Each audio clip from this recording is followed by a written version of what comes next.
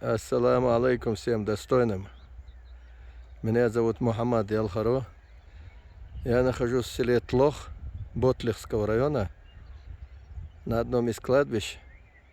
Здесь я ищу жену Хаджи Мурата, знаменитого наиба времен Кавказской войны, о котором упоминал Лев Николаевич Толстой. Рядом со мной местный житель, его зовут Дибир. Он немножко расскажет про это кладбище. Ассаламу алейкум. Ва алейкум ассалам. Дибир, где мы находимся? Мы находимся в селе Тлох на кладбище.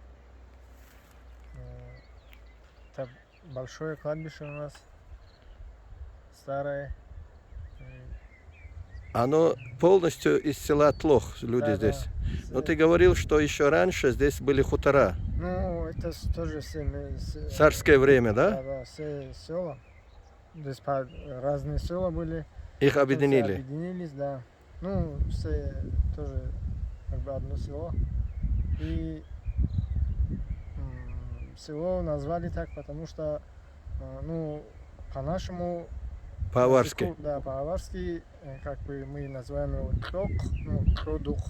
А это как бы у моста. Там внизу, где Андийское кольцо.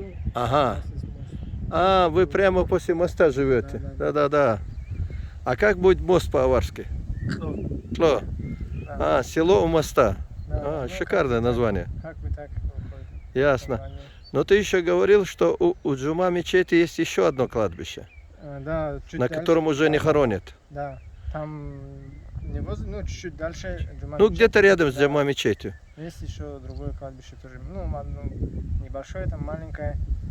Часто уже там не хоронят. То есть, если искать здесь жену Хаджи Мурата, возможно, она там похоронена, возможно, здесь. Да, да.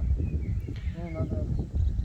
То есть, надо начать вообще с родственников. Да, надо поискать родственников и у них спросить. У них спросить, Они могут знать. Да. Ясно. То есть, если смотреть на дату смерти ее, она умерла в 1890 году. Ага. То есть, выходит, сколько лет прошло? 123 и 10. 133 года. 130 То есть, лет. сколько поколений? В среднем меняется поколение 25-30 лет. Значит, получается 5 поколений. Да. Да, будет сложно найти. Через 5 поколений.